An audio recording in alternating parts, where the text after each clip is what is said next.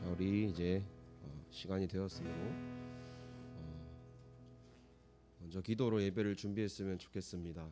예배 드리는 형식이 조금 바뀌어서 당황스러우신 분들도 계시겠지만 저희가 여름 수련회를 금요일부터 오늘까지 이렇게 진행을 하고 또 서로 바라보며 함께 바라보며 예배할 수 있는 시간이 있었으면 좋겠다라고 생각을 해서 이렇게 자리를 좀 세팅을 했고요. 어색하고 맞은편에 있는 사람 눈 마주치면 좀 부끄러울 수도 있지만 우리가 이 예배 자리에서 우리의 마음을 온전히 하나님 앞에 드렸으면 좋겠습니다. 먼저 우리 기도로 우리 마음을 준비했으면 좋겠는데요. 수련회를 끝까지 책임져 주시고 이 시간 우리의 마음과 또 말씀 전하시는 목사님을 하나님께서 지켜달라고 이 시간 우리 기도로 먼저 나아가겠습니다. 기도하겠습니다.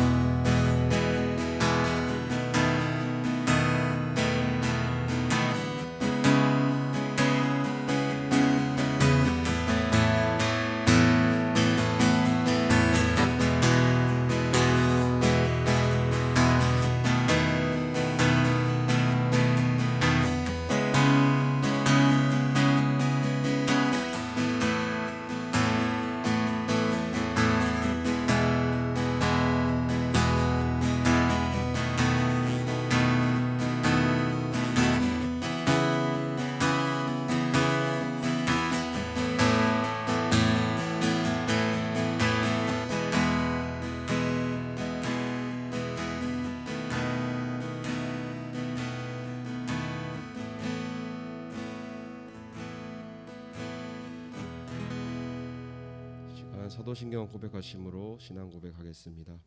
전능하사 천지를 만드신 하나님 아버지를 내가 믿사오며 그 외아들 우리 주 예수 그리스도를 믿사오니 이는 성령으로 잉태하사 동정녀 마리아에게 나시고 본디오 빌라도에게 고난을 받으사 십자가에 못 박혀 죽으시고 죽은 자 가운데서 다시 살아나시며 하늘에 오르사 전능하신 하나님 우편에 앉아 계시다가 저리로서 산자와 죽은 자를 심판하러 오시리라. 성령을 믿사오며 거룩한 공예와 성도가 서로 교통하는 것과 죄를 사해 주시는 것과 몸이 다시 사는 것과 영원히 사는 것을 믿사옵나이다. 아멘. 우리 이 시간 축복의 통로 함께 찬양했으면 좋겠습니다. 옆에 있는 또 맞은편에 있는 지체들을 축복하는 마음으로 이 시간 찬양하겠습니다. 당신은 하나님의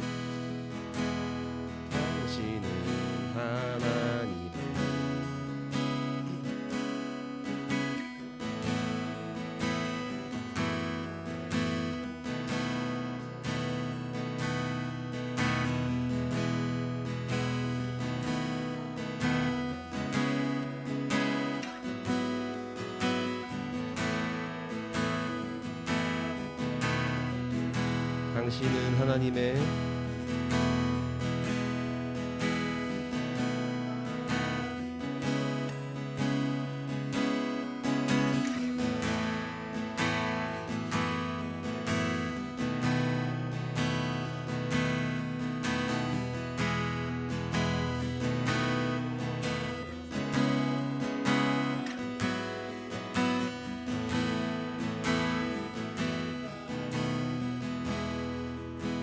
우리가 이 시간 서로 기도하는 시간을 가졌으면 좋겠습니다. 방금 나눠드린 기도 제목 꼭지를 보시고 우리가 다시 한번 서로를 위해서 이 공동체에 있는 지체들을 위해서 기도했으면 좋겠는데요.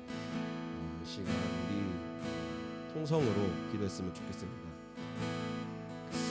옆에 있는 사람 눈치가 보이고 저 사람이 내 기도하는 소리를 듣진 않을까 걱정이 될 수도 있지만 우리가 주 안에서 하나 되어서 서로 기도할 수 있는 공동체가 되었으면 좋겠습니다. 이 시간 받으신 기도 제목을 가지고 또 그 대상을 가지고 지체를 위하여 이 시간 기도로 나갔으면 좋겠습니다. 기도하겠습니다.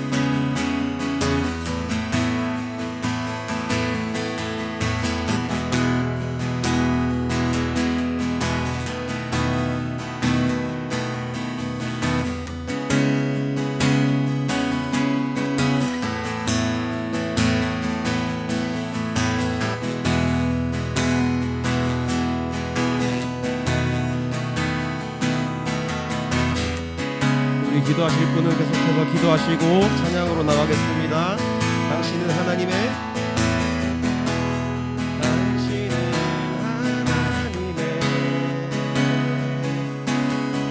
언약 안에 있는 축복의 통로 당신을 통하여서 열방이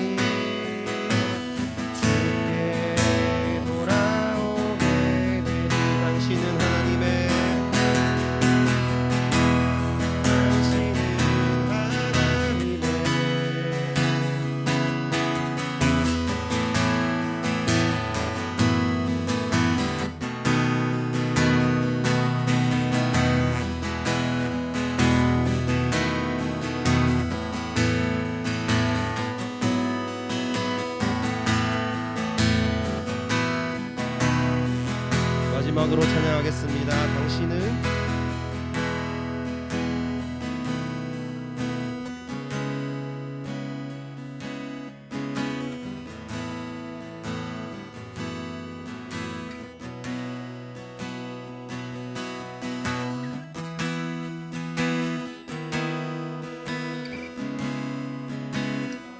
주께 예배하게 되리.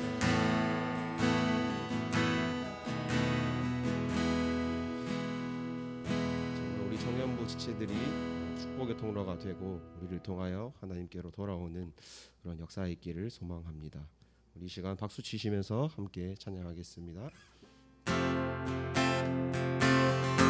예수님 목마릅니다. 예수님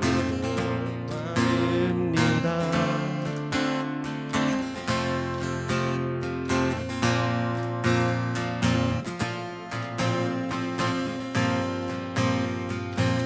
주님을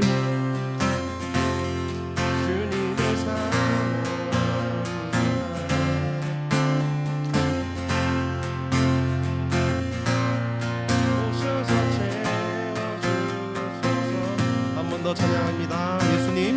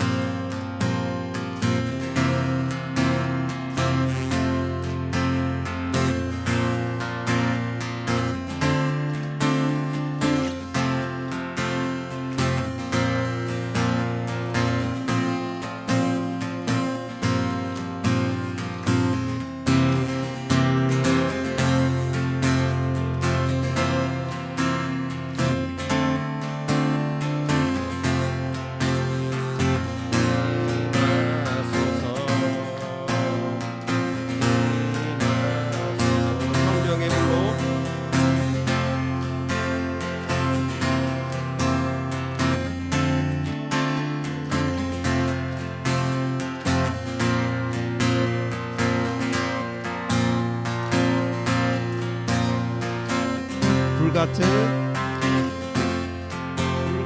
사랑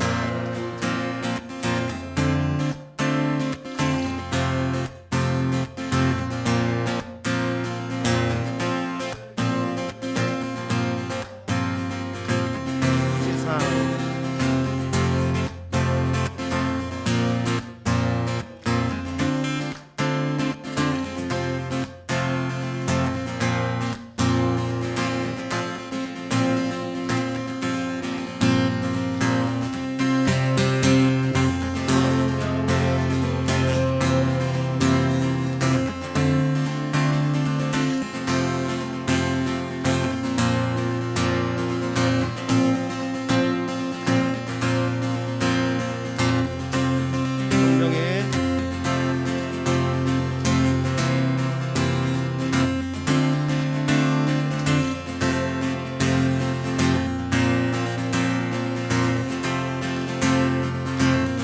마지막으로 성령의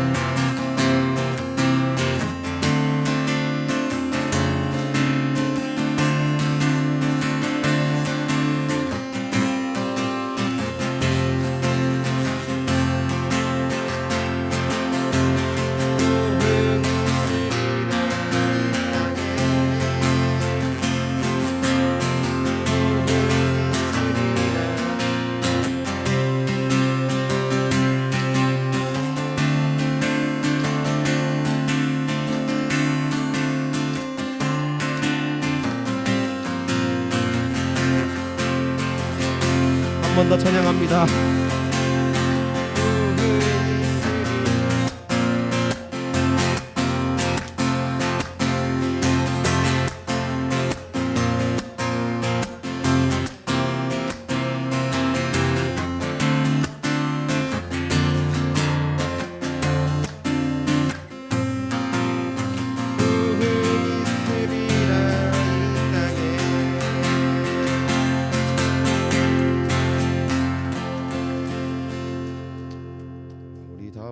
찬양할 곡은 우리 기도회를 마치고 또 기쁜 마음으로 나아갔던 그 찬양인데요. 어두운 날 다 지나고라는 찬양입니다. 우리 그때 기쁜 마음으로 하나님 앞에 우리의 마음을 드렸던 것들을 기억하시면서 함께 찬양하며 나갔으면 좋겠습니다.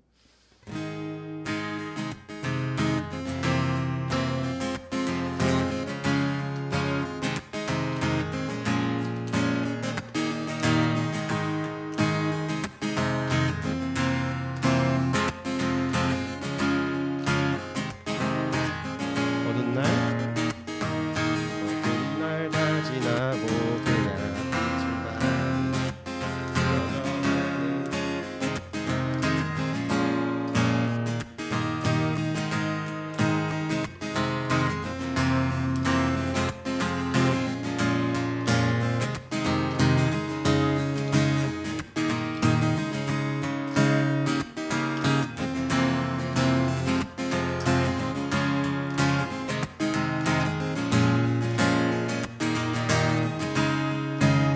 당신의 그 말에서 이제 영원히 주품 안에서 우리 찬양하겠네.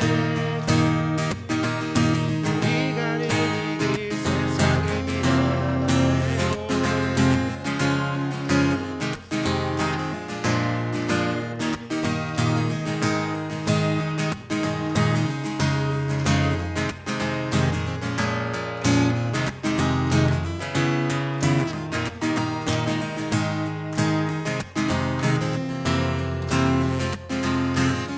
우리 처음부터 마음 담아서 한 번 더 찬양하겠습니다.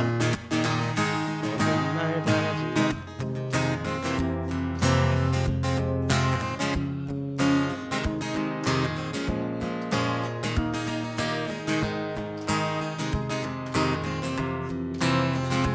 한 걸음 한 걸음 주와 함께 걷는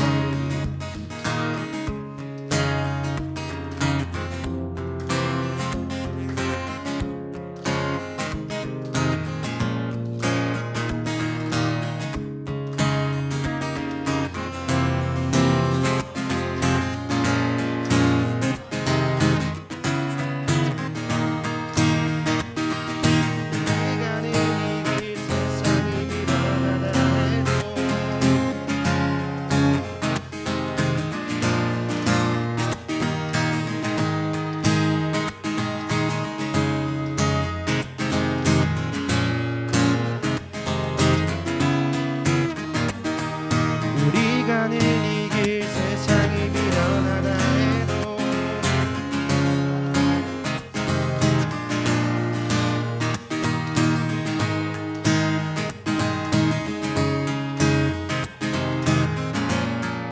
우리 목소리로 한 번 더 찬양하겠습니다. 우리 가는 이 길 세상이 미련하다 해도 우리는 주가 보여주신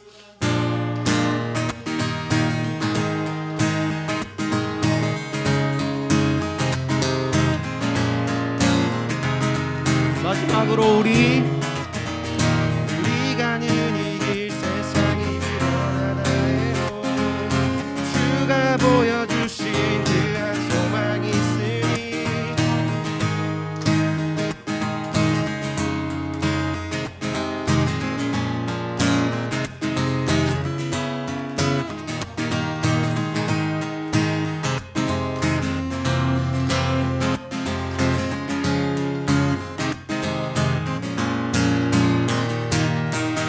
할렐루야. 우리 하나님께 영광의 박수 올려드렸으면 좋겠습니다.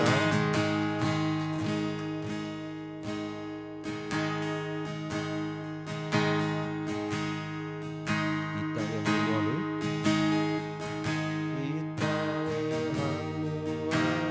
보소서.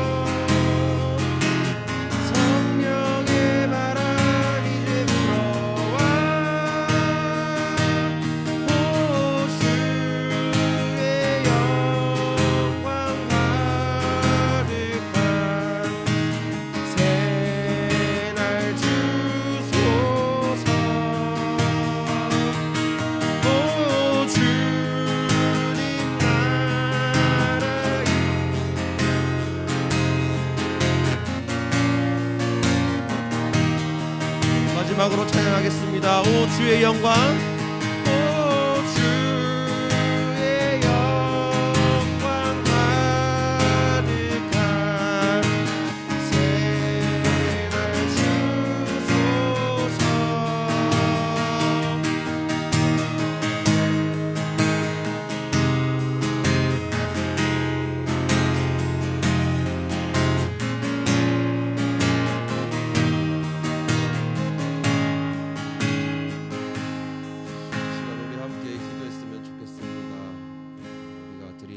가사와 수련회를 통하여 우리의 마음을 다시 일으키시는 하나님을 이 시간 우리가 기대했으면 좋겠습니다.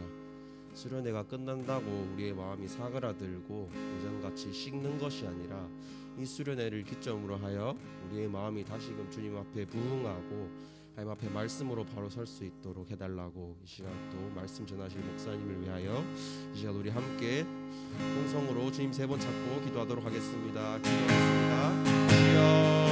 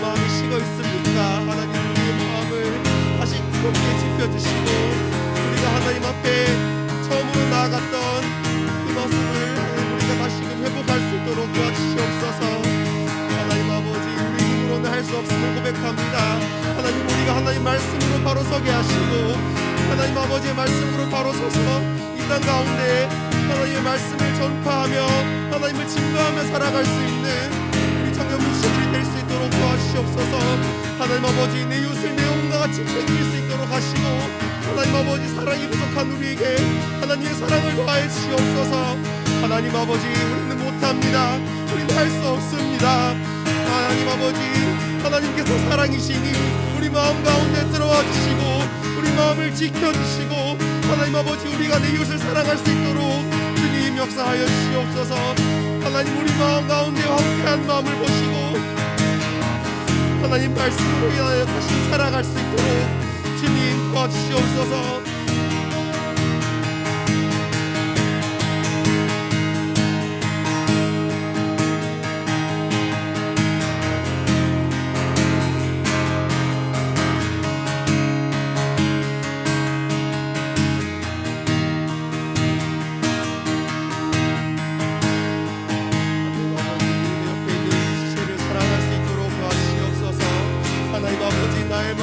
강팍하고 하나님 아버지 나의 마음이 메말라 있습니다.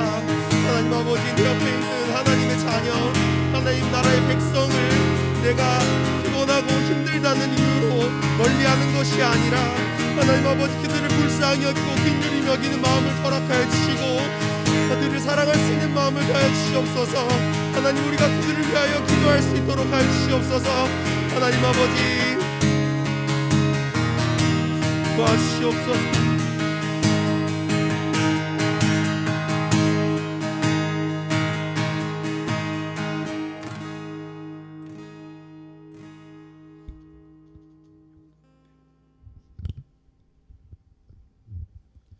기도드리겠습니다.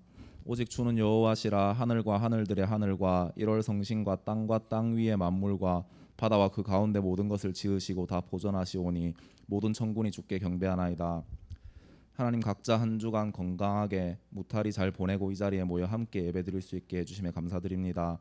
특별히 코로나로 2년 7개월이라는 긴 시간 수련회를 하지 못하다가 오랜만에 금요일부터 경주에서 진행되었던 수련회 가운데 많은 청년들이 참석하게 해주시고 은혜 가운데 즐겁게 예배드리고 다치는 사람 없이 사고 없이 무사히 잘 마치고 이 자리로 나아오게 해주심에 감사드립니다. 이 수련회가 저희 청년부 부흥의 시작점이 되어서 저희 청년부 한 사람 한 사람의 마음과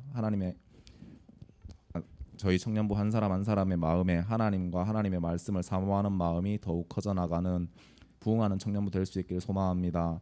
부흥은 하나님께 있음을 고백합니다. 또 더운 날씨 가운데 군복무로 수고하는 형제들을 기억하여 주시어서 건강 지켜주시옵고 군부대 안에서도 교회 열심히 다니고 하나님 더 알기에 힘쓰는 군지체들 될 수 있도록 그들을 돌보아 주시옵소서. 이 시간 예배드리는 가운데 말씀 전하시는 최재훈 목사님의 생각과 마음을 온전하게 주관하여 주시어서 은혜의 말씀이 선포될 수 있도록 도와주시옵고 듣는 저희 청년부 한 사람 한 사람의 귀와 마음을 열어 주시옵소서. 늘 감사합니다. 사랑합니다. 예수님의 이름으로 기도드렸습니다.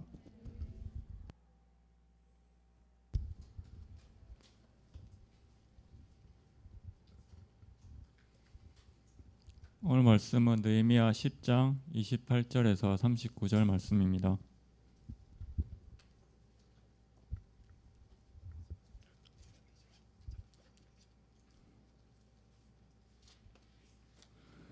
네, 자신 열고 묵상하겠습니다. 그 남은 백성과 제사장들과 레위 사람들과 문지기들과 노래하는 자들과 느디님 사람들과 및 이방 사람과 절교하고 하나님의 율법을 준행하는 모든 자와 그들의 아내와 그들의 자녀들 곧 지식과 청명이 있는 자들은 다 그들의 형제 귀족들을 따라 조주로 맹세하기를 우리가 하나님의 종 모세를 통하여 주신 하나님의 율법을 따라 우리 주 여호와의 모든 계명과 규례와 율례를 지켜 행하여 우리의 딸들을 이 땅 백성에게 주지 아니하고 우리 아들들을 위하여 그들의 딸들을 데려오지 아니하며 혹시 이 땅 백성이 안식일에 물품이나 온갖 곡물을 가져다가 팔려고 할지라도 우리가 안식일이나 성일에는 그들에게 사지 않겠고 일곱째마다 땅을 쉬게 하고 모든 빚을 탕감하리라 하였고 우리가 또 스스로 규례를 정하기를 해마다 각기 세겔의 3분의 1을 수납하여 하나님의 전을 위하여 쓰게 하되 곧 진설뱀과 항상 드리는 소제와 항상 드리는 번제와 안식일과 초하루와 정한 절기에 쓸 것과 성물과 이스라엘을 위하는 속죄제와 우리 하나님의 전의 모든 일을 위하여 쓰게 하였고 또 우리 제사장들과 레위 사람들과 백성들이 제비 뽑아 각기 종족대로 해마다 정한 시기에 나무를 우리 하나님의 전에 바쳐 율법에 기록한 대로 우리 하나님 여호와의 제단에 사르게 하였고 해마다 우리 토지 소산의 맛물과 각종 과목의 첫 열매를 여호와의 전에 드리기로 하였고 또 우리의 맏아들들과 가축의 처음 난 것과 소와 양의 처음 난 것을 율법에 기록된 대로 우리 하나님의 전으로 가져다가 우리 하나님의 전에서 섬기는 제사장들에게 주고 또 처음 익은 미래 가루와 거제물과 각종 과목의 열매와 새 포도주와 기름을 제사장들에게로 가져다가 우리 하나님의 전에 여러 방에 두고 또 우리 산물의 11조를 레위 사람들에게 주리라 하였나니 이 레위 사람들은 우리의 모든 성읍에서 산물의 11조를 받는 자임이며 레위 사람들이 11조를 받을 때에는 아론의 자손 제사장 한 사람이 함께 있을 것이요 레위 사람들은 그 11조의 10분의 1을 가져다가 우리 하나님의 전 국관의 여러 방에 두되 곧 이스라엘 자손과 레위 자손이 거제로 드린 곡식과 새 포도주와 기름을 가져다가 성소의 그릇들을 두는 골방 곧 섬기는 제사장들과 문지기들과 노래하는 자들이 있는 골방에 둘 것이라. 그리하여 우리가 우리 하나님의 전을 버려두지 아니하리라. 아멘. 네, 나오나요? 예, 우리 한번 참된 부흥은 삶의 변화로 나타납니다라는 제목으로 말씀 전하도록 하겠습니다. 수련회 오늘 마지막 날입니다. 금요일, 토요일 1박 2일 희준이가 기도해 준 것처럼 진짜 2년 7개월 너무 많은 긴 시간 오랜 기다림 끝에 밖으로 나갈 수 있는 은혜를 하나님께서 허락해 주셨습니다. 무엇보다 날씨 때문에 정말 많은 걱정과 기도를 했었는데 하루 전날까지만 해도 비가 온다고 했었는데 정말 그날 아침에 그 짱짱한 해를 보고 얼마나 기뻤는지 모릅니다. 그리고 그곳에서 안전하게 또 누구보다 정말 열심히 수고하는 임원들 덕분에 저희가 편안하게 잘 다녀온 것 같습니다.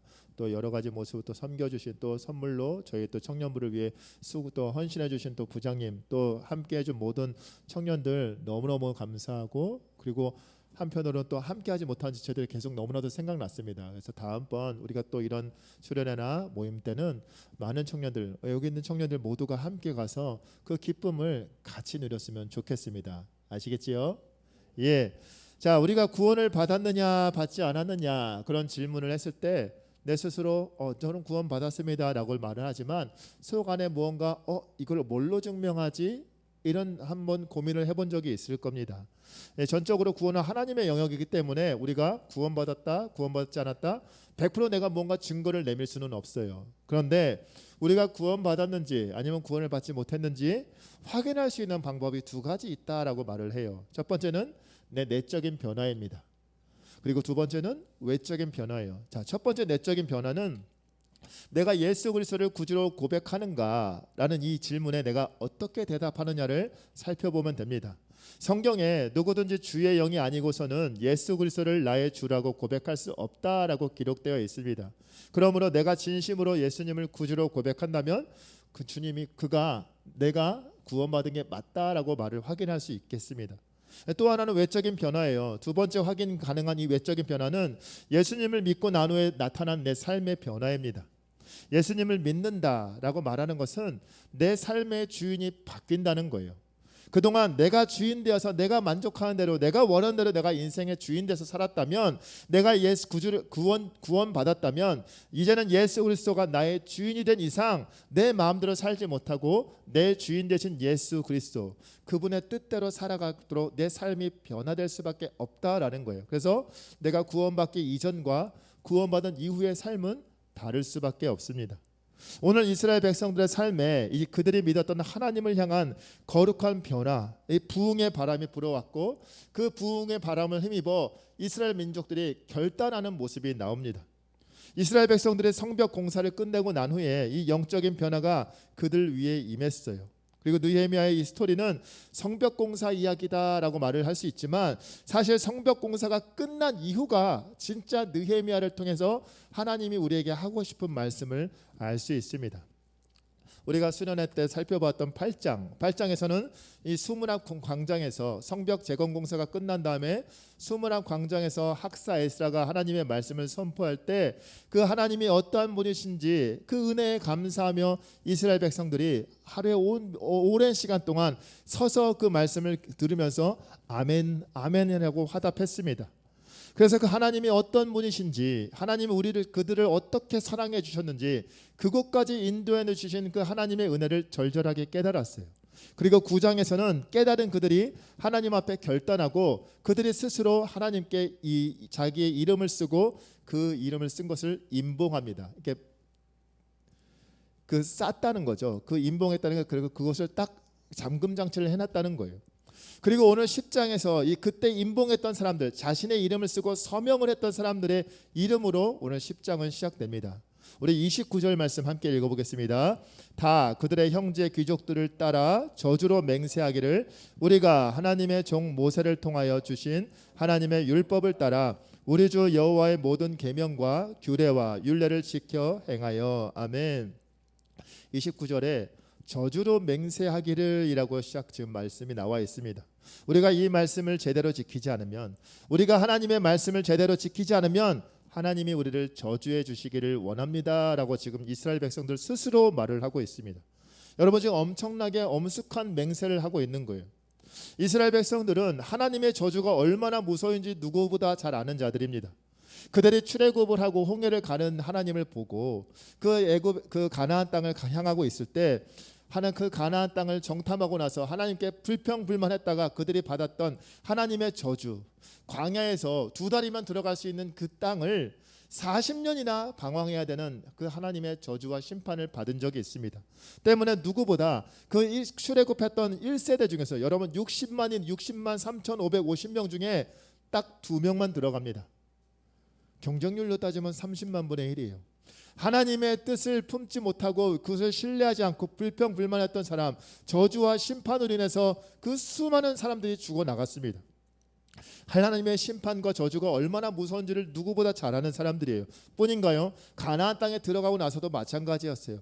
하나님께서 분명히 나 여호와만을 섬기라라고 말씀하셨는데, 우상을 섬기지 말라라고 분명히 경고하셨는데 그들이 결국 그것을 지키지 못해요. 하나님께 불순종하였고 그 저주로 말미암아 아수르에게 북이스라엘은 멸망당했고 또 남유다는 바벨론에게 멸망을 당합니다. 그래서 긴 시간 포로 생활을 해요. 그리고 그 포로 생활을 했던 자들이 바로 오늘 차라리 하나님 말씀대로 살지 못하면 우리를 저주해 주십시오라고 지금 고백하고 결단한 사람들이 바로 이 포로기 이후의 사람들이에요.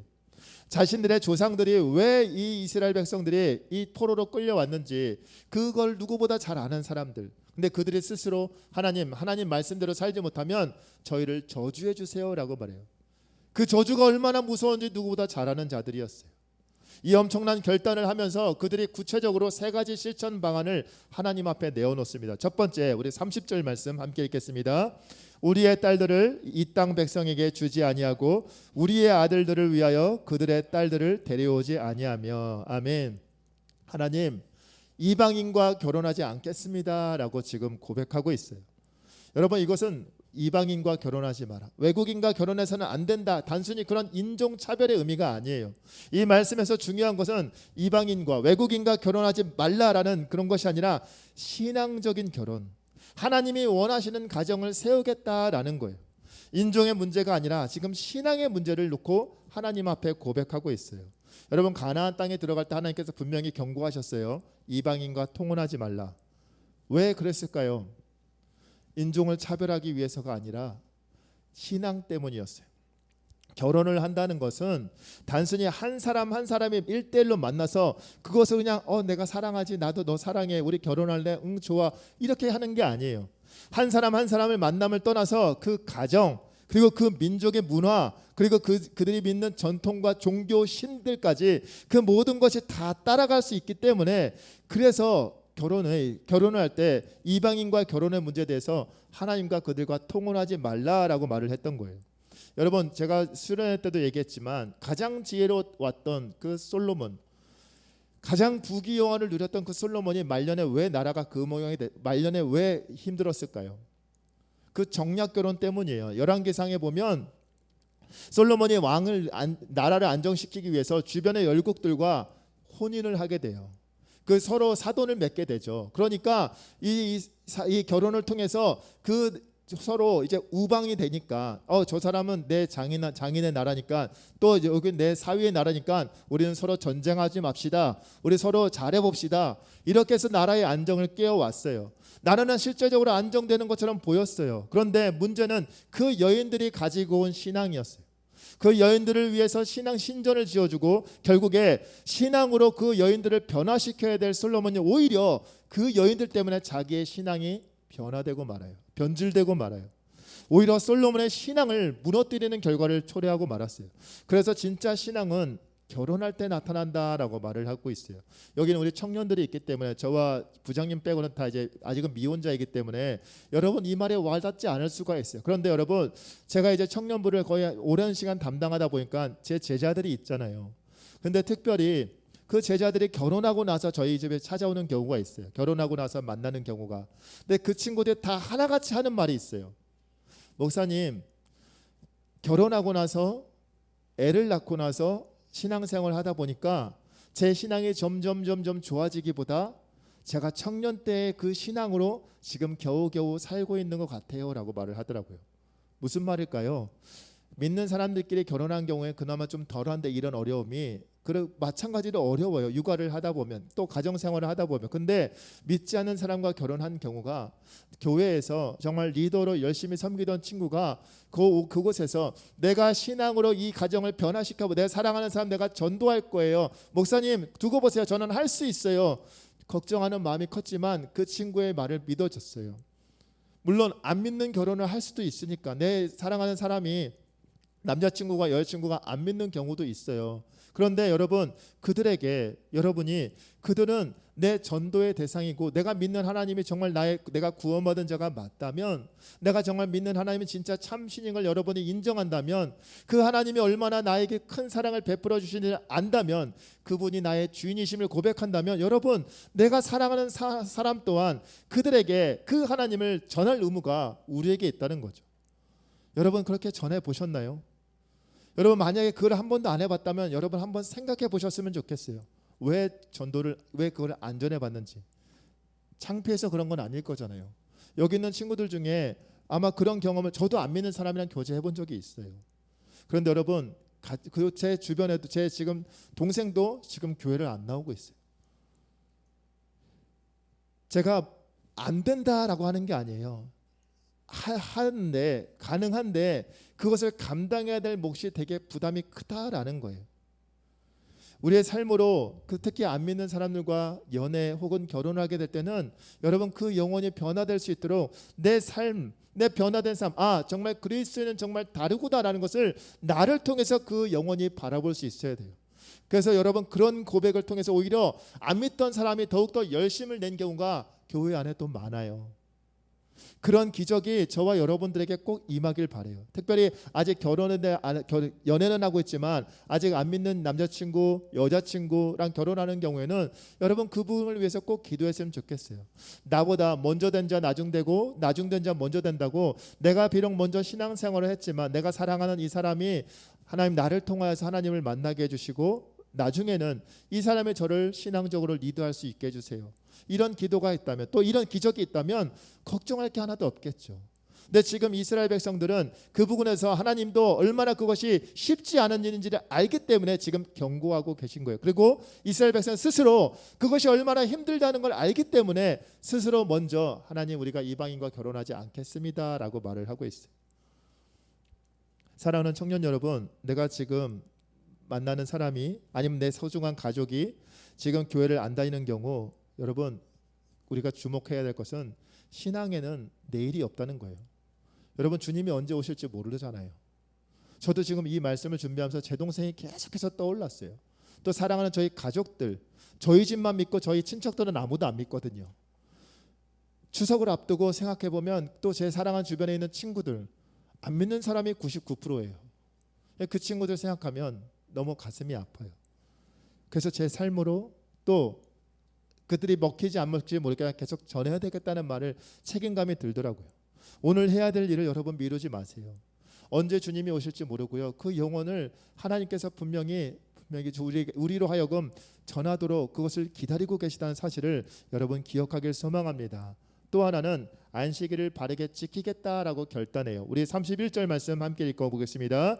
혹시 이 땅 백성이 안식일에 물품이나 온갖 곡물을 가져다가 팔려고 할지라도 우리가 안식일이나 성일에는 그들에게서 사지 않겠고 일곱째 해마다 땅을 쉬게 하고 모든 빚을 탕감하리라 하고. 아멘. 안식일을 바르게 지키겠습니다. 그리고 7년마다 땅을 쉬게 하고 빚을 탕감하겠습니다 라고 지금 결단하고 있어요. 여러분 지금 이 사람들은 아직 이 땅에서 지금 소출을 얻지 못한 상태예요. 아무것도 없는 상태. 이제 돌아왔잖아요. 농사를 짓지도 않았어요. 그런데 지금 삶이 안정화되지도 않았는데 지금 이렇게 지금 고백하고 있어요. 먹고 살려면 그것만 생각하면 한숨이 나오는 상황이었는데 당장 먹을 게 없는데 지금 이렇게 지금 결단하고 있어요. 게다가 이 땅에 사람들이 물건을 팔려고 할 때 사지 않겠습니다라고 지금 결단하고 있는데 이건 뭐냐면 지금 이미 안식일에 거래가 일어나고 있다라는 것을 보여주는 증거예요. 지금 조금씩 안식일을 지금 무너져가고 있다라는 것을 보여주는 거예요. 여러분 거대한 땀이 무너지는 것은 한 번에 뭔가 폭탄이 터져서 무너지는 게 아니라 그 안에 무언가 조그만 구멍이 생겼을 때 그 구멍이 점점 커져서 댐이 무너지는 것을 볼 수 있어요. 하나님은 그걸 아셨기 때문에 안식일을 거룩하게 지켜라라고 우리에게 명령하셨어요.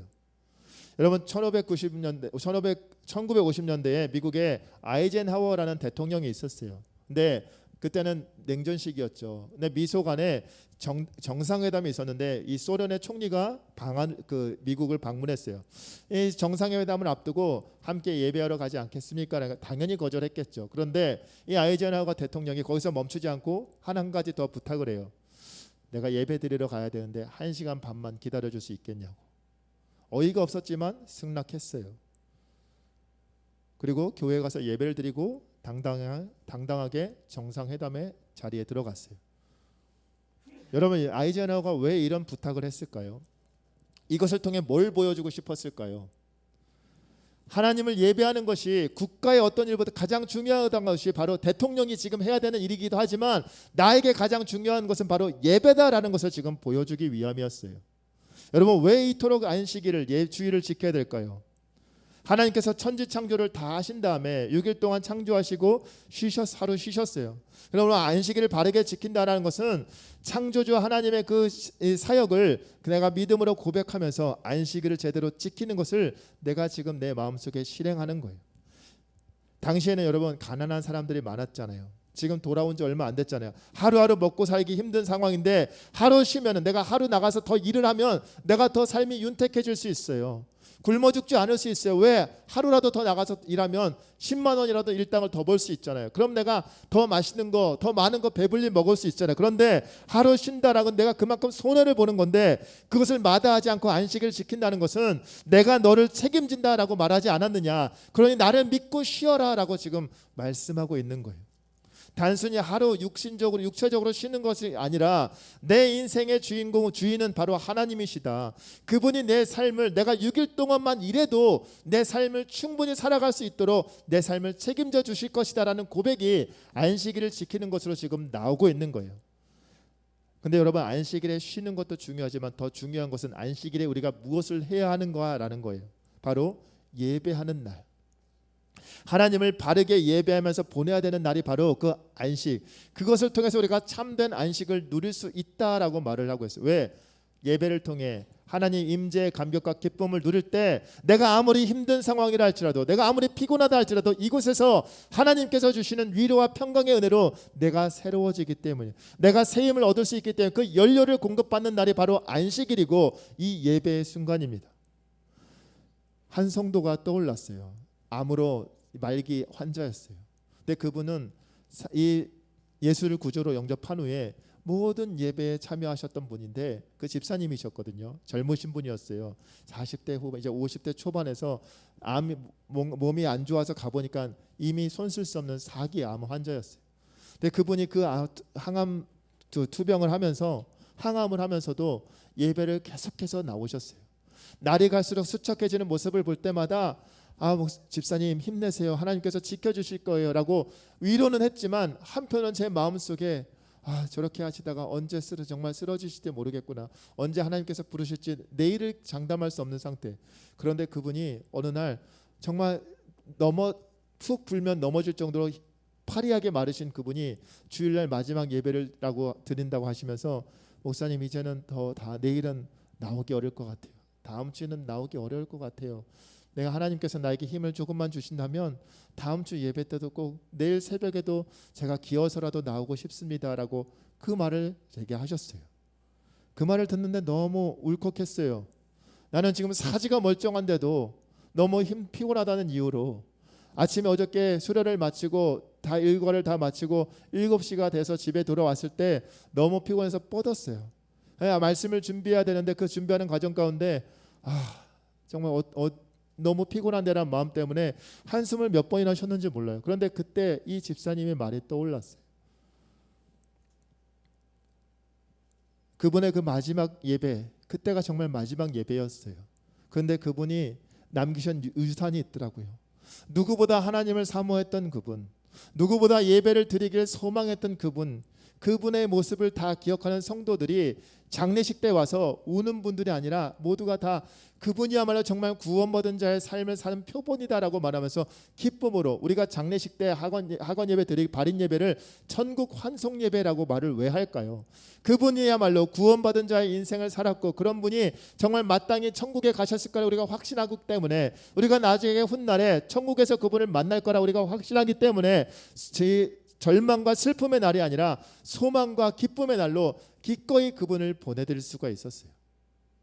사랑하는 청년 여러분, 우리는 모두 주님 앞에 예배자로 부름받은 자들이에요. 주님을 몰랐다가 이제 주님을 알게 된 우리, 주님의 은혜로 새롭게 된 것은 모두 다 전적으로 하나님의 은혜이고 그분이 우리를 향해 예배로 부르심을 초청하고 있습니다. 예배자로 부름받았다는 사실 여러분 기억하길 소망합니다. 마지막으로 하나님의 성전을 소중히 돌보겠습니다라고 결단합니다. 우리 39절 말씀 함께 읽겠습니다. 곧 이스라엘 자손과 레위 자손이 거제로 드린 곡식과 새 포도주와 기름을 가져다가 성소의 그릇들을 두는 골방 곧 섬기는 제사장들과 문지기들과 노래하는 자들이 있는 골방에 둘 것이라. 그리하여 우리 하나님의 전을 버려두지 아니하리라. 아멘. 32절부터 우리 지금 읽은 39절까지 하나님의 전, 이 성전에 대한 이야기가 계속해서 등장해요. 그만큼 하나님의 성전을 소중히 하겠다라는 이 각오인데 이스라엘 사람들이 이 성전을 위해서 하나님의 성전을 위해서 구체적으로 세 가지 결단을 하게 되는데 첫 번째는 성전세를 내겠습니다라는 거였어요. 성전의 운영을 위해서 지금 무너졌던 성전과 성벽이 재건됐으니까 이제 더 이상 이 성전에 어려움이 생기지 않도록 세금을 제대로 내겠다라는 거예요. 아까 말씀드렸듯이 지금 이들은 아무것도 소출을 얻지 못한 상태였어요. 이제 막 돌아와서 이제 돌아오자마자 지금 성벽 공사한다가 지금 시간 다 갔어요. 그런데 아무것도 없는 상황인데 성전세 내겠다라고 말을 해요. 왜 그럴까요? 이 모든 것이 하나님께로부터 왔다라는 것을 알았기 때문에 마땅히 하나님을 위해 내놓겠다라고 말을 하고 있는 거예요. 첫 열매를 드리겠다라는 것도 마찬가지예요. 아직 첫 소출을 얻지 못했어요. 그러나 하나님이 모든 것, 여기 이 땅에서 하나님께서 돌아오시도록 해주신 이 땅에서 얻는 것은 하나님이 우리에게 주신 선물입니다. 그렇기 때문에 내 첫 열매를 구별해서 하나님께 따로 떼어드리겠습니다라고 말을 하고 있는 거예요. 어떤 집사님이 예전에 자기의 첫 월급이라고 하나님 앞에 구별하여 드린다고 첫 월급을 몽땅 다 드리는 모습을 봤어요. 목사님 저보다 훨씬 낫더라고요. 저는 그렇게 드려본 적이 없거든요. 왜 그렇게 했을까요? 그분이 이 말씀을 듣다가 이 말씀을 읽고 내 첫 열매, 내가 지금 정말 그토록 원하던 오랜 시간 준비해서 수차례 떨어지고 들어왔던 이 기업에서 받은 첫 열매, 이 열매를 하나님께 온전히 드립니다라고 고백한 거예요. 미련한 것처럼 보이십니까? 아니요. 그분이 어떤 마음이었을까요? 내 평생 내가 하루 이틀 먹고 살 것이 아니기 때문에 한두 해 내가 직장 생활하고 끝날 것이 아니기 때문에 내 평생에 앞으로 계속해서 경제 활동을 해야 되는데 그 경제 활동을 할 수 있는 그 모든 그 과정 속에서 평생의 삶은 하나님이 나를 책임져 주신다라는 고백이 바로 그분이 드린 첫 열매였어요. 마지막 세 번째는 11조를 하나님 앞에 드리겠습니다라고 말을 해요. 어려운 형편이잖아요. 11조가 어떻게, 여러분 지금 하루에 1,000원 갖고 사는 사람이 그중에서 100원을 드린다? 쉬울까요? 어려워요. 하루에 한 달에 10만 원 버는 사람이, 한 달에 여러분 100만 원 버는 사람이 그 10만 원을 드린다? 쉬울까요? 여러분 제가 예전에 은행에 다닐 때는 그때 월급보다 제 신입사원 월급 때보다 지금 제 사례는 적어요. 그래서 11조를 내면 참 기가 막혀요. 그런데 드릴 수가 있어요. 기쁨으로. 물론 솔직히 말하면 고민할 때 있어요. 왜?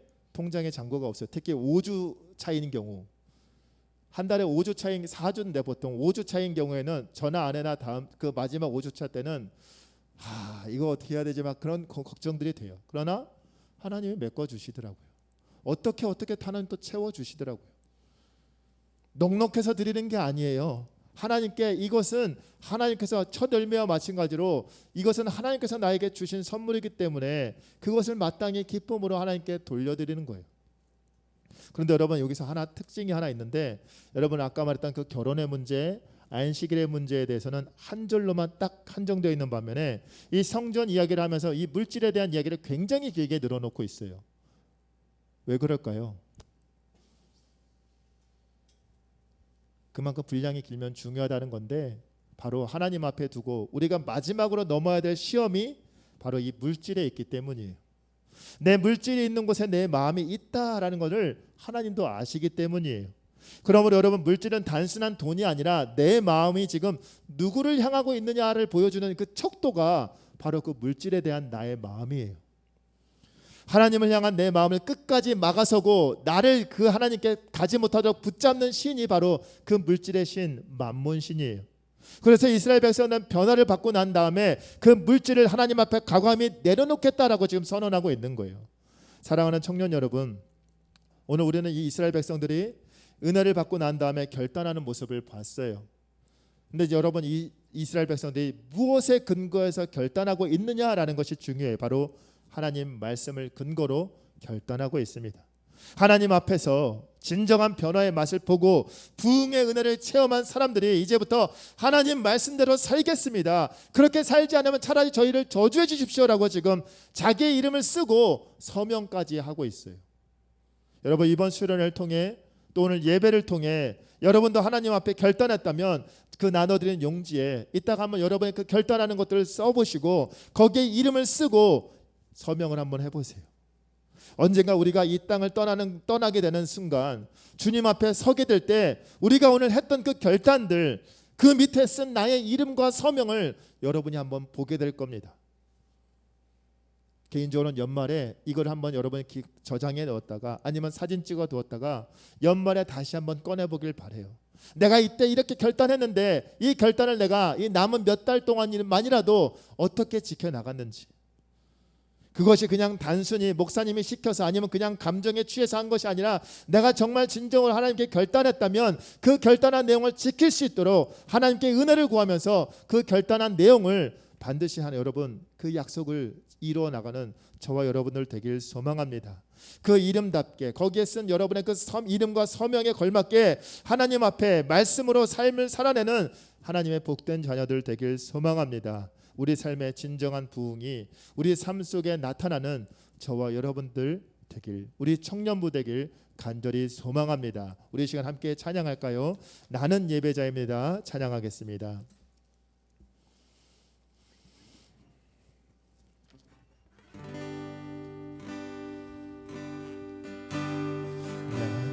하나님을 예배하는 예배자입니다.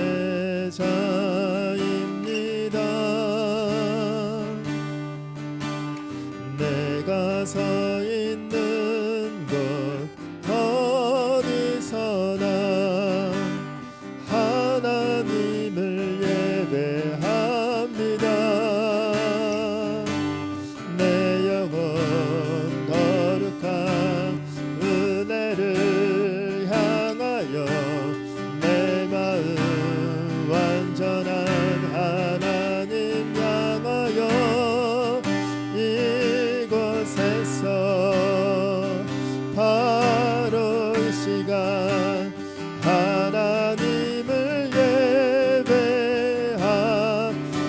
한 번 더 고백하겠습니다. 나는 하나님을 예배하는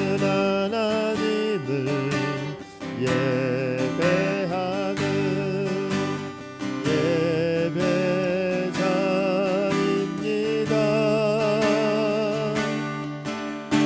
내가 서 있는 곳 어디서나 하나님을 예배합니다.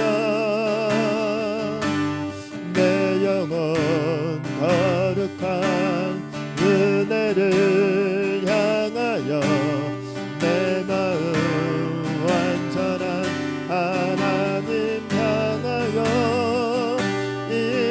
이곳에서 바로 이 시간 하나님을 한 번만 더 고백하겠습니다. 내 영혼 거룩한 은혜를 향하여 내 마음 완전한 하나님 향하여 이곳에서 바로 이 시간 하나님을 예배합니다.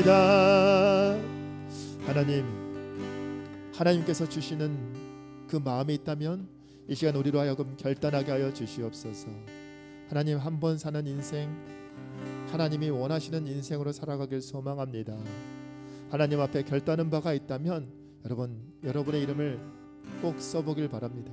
그리고 그곳에 서명하시기 바랍니다. 그리고 내가 그 사인한 대로, 내가 기록한 대로 살아갈 수 있는 은혜를 허락해 달라고 여러분 간구하십시오. 그 거룩한 부흥의 불길이 나는 개인으로 시작하여서 우리 청년부와 우리 교회 가운데 불러일으킬 수 있도록 이 거룩한 삶이 우리로 말미암아 세계 열방까지 선포할 수 있는 은혜를 허락해 달라고 우리 주님 이름 세 번 부르시며 함께 기도하며 나가도록 하겠습니다. 주여 주여 주여. 하나님, 아버지 하나님, 이 시간 우리가 결단하기를 원합니다. 하나님 말씀 앞에 깨달은 바대로 하나님께서 주시는 그 귀한 감동으로 하나님 앞에 나아가게 하여 주시옵소서. 하나님, 이스라엘 백성들이 아무것도 없는 상태에서 하나님 그들의 부흥의 불길에 아버지 타올랐을 때 하나님 앞에 믿음으로 결단하였던 것처럼 하나님 하루 앞을 막 내다볼 수 없는 불안정한 내 미래 속에 아버지 그 미래 앞에 있지만 우리 청년들 아버지 이 시간 가운데 함께 결단하며 나아가게 하여 주시옵소서. 우리 한 사람 한 사람이 그 한 사람 한 사람의 그 개개인의 삶 가운데 하나님의 풀어주신 그 부흥의 물결이 아버지 우리 가운데 임하게 하여 주옵시고, 하나님 우리 청년부가 변화되게 하여 주시옵소서. 내가 먼저 변화되게 하여 주옵시고, 내 삶을 통해서 하나님 그 변화의 불길이 타오를 수 있도록, 전파될 수 있도록 하나님 은혜 베풀어 주시옵소서. 하나님 말씀 앞에 우리가 다시 한번 깨닫게 됩니다. 말씀 앞에 서게 됩니다. 하나님 모든 삶의 중심이 하나님이심을 고백하게 해주시고, 내 삶의 주인이 내가 주님을 만나기 이전까지 내 마음대로 살았던 인생이었다면, 아버지 내 풍족을 위해서 내 성공을 위해서 살았던 인생이었다면 이제는 다르다는 사실을 우리의 삶으로 보여주게 하여 주시옵소서. 더 많은 이윤과 더 많은 성공을 위해서 그것을 목표로 삼고 살아가는 어떤 인생이 아니라 하나님을 나의 인생의 목적으로 두고 살아가는 인생이 되게 하여 주옵소서. 하나님의 영광이 나의 삶의 목표가 되게 하여 주시옵소서. 하나님 물질과 시간과 생명도 하나님 그 주인이 바로 내가 아니라 하나님이라는 사실을 깨닫게 하여 주옵시고, 하나님 그 어떤 것도 아끼지 않고 하나님 앞에 기꺼이 내어드릴 수 있는 우리가 될 수 있도록 하나님 도와주시옵소서. 우리가 그렇게 살아갈 때 하나님 우리가 상상했던 그 상상도 할 수 없는 하나님께서 차고 넘치는 은혜로 우리에게 베풀어 주실 줄 믿습니다. 아깝다라고 여기지 않게 해주시고 기꺼이 하나님 앞에 드리게 하여 주시옵소서. 하나님 나의 주인 되신 그분께서 인색하지 않으신 분이라는 사실을 깨닫게 하여 주시옵소서. 무엇보다 하나님 내 삶의 주인 되신 그 하나님을 온전히 섬기게 하여 주시고, 하나님의 뜻대로 살아가는 자, 하나님이 원하신 대로 그 인생을 개척해 나가는 자가 될 수 있도록 하나님 도와주시옵소서. 아버지 세상 끝날까지 오늘 결단한 내용이 주님을 다시 만났을 때 그 앞에서 하나님 주님 제가 이렇게 살려고 정말 노력했습니다, 이렇게 살아냈습니다라고 자신있게 우리의 결단을 보여드릴 수 있도록 하나님 은혜 내려 주시옵소서. 하나님 변화의 물결이 우리 안에 우리 청년부 안에 임하게 하여 주옵시고, 아버지 불길이 아버지 훨훨 타오를 수 있도록 아버지 이번 수련회로 끝나는 것이 아니라 하나님 끝까지 이 변화의 물결을 마저 한번 갖고 나갈 수 있도록 하나님 간직할 수 있도록 하나님 도와주시옵소서. 하나님 하나님이 하시면 능치 못할 일이 없을 줄 믿사오니 온전히 하나님 앞에 모든 걸 간구하여 드립니다. 하나님 우리의 삶을 온전히 맡겨드립니다. 하나님 도와주시고 취업과 결혼 등 내 삶에 산적해 있는 그 여러 가지 삶의 문제들 하나님 앞에 내어 맡겨드리오니 하나님 그 어려운 문제 속에서 아버지 우리가 다른 것에 의지하는 것이 아니라 하나님께 나아가시는 자가 될 수 있도록 그 하나님께서 정말 책임져 주실 거라는 내 삶의 책임자는 하나님이라는 사실을 잊지 않고 나아가는 우리가 될 수 있도록 하나님 그리하여 그렇게 나아가는 그 발걸음을 하나님께서 선한 길로 인도해 주시는 놀라운 하나님의 역사를 경험할 수 있도록 하나님 은혜 내려 주시옵소서.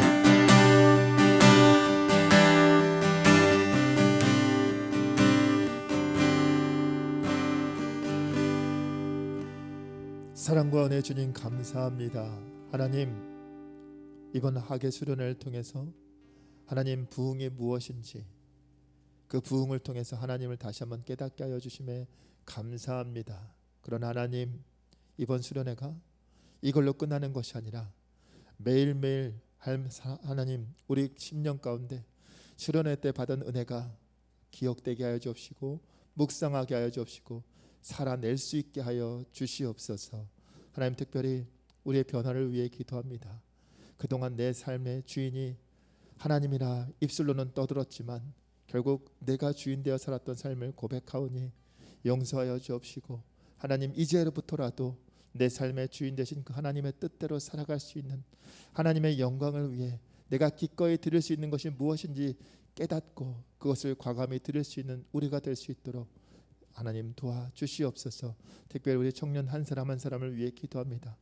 진로의 문제, 결혼의 문제, 여러 가지 삶의 문제 가운데 흔들리지 않게 하시옵시고 유혹에 넘어가지 않게 하시옵시고 끝까지 하나님 믿음의 경주를 완주할 수 있는 우리 청년들, 우리 청년부가 될 수 있도록 도와주시옵소서. 그렇게 살아가는 우리 청년부로 인해서 그 변화의 바람이 부흥의 불길이 타오를 수 있도록 하나님 도와주시옵소서. 이 모든 말씀 우리 주 예수 그리스도의 이름으로 기도드리옵나이다. 아멘. 이 시간 준비한 예물 하나님께 드리는 시간 갖도록 하겠습니다.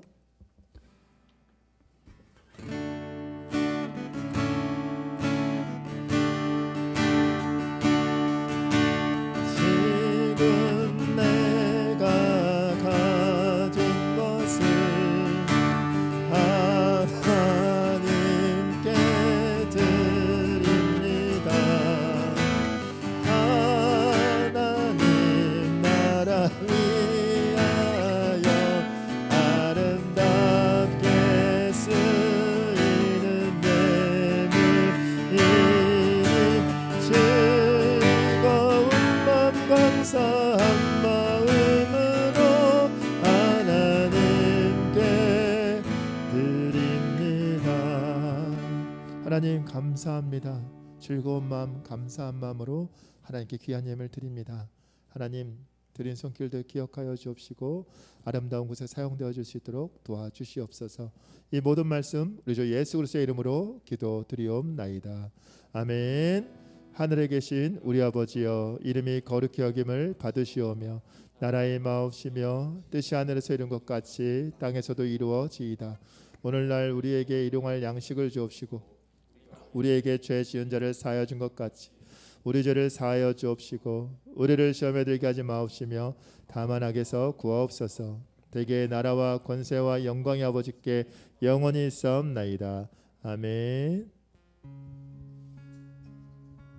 네, 광고 드리겠습니다.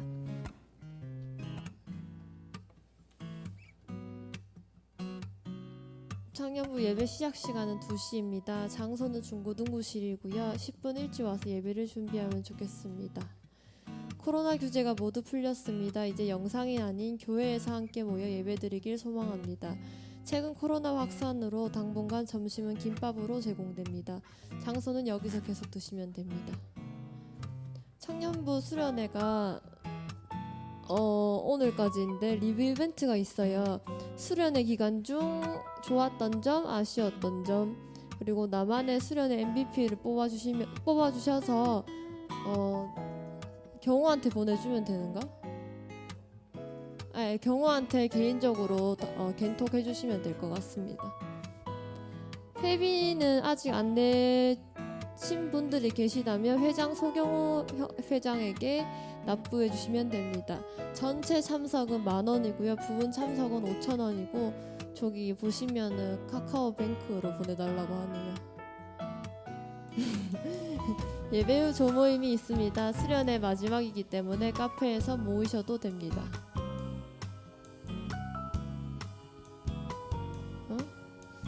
조모임 시간에 리뷰 이벤트와 목사님께서 올려주신 나의 결단에 대해 자유롭게 나눠주시면 됩니다. 부장지사님께서 수련회를 기념하여 수건을 찬조해 주셨습니다. 아직 못 받으신 분들이 계시다면 예배 후 받아가 주세요. 감사합니다. 다음 주 기도는 김창진 형제이고요. 성경 봉독은 김강호 형제입니다. 광고 끝났고요. 마침 찬양할게요.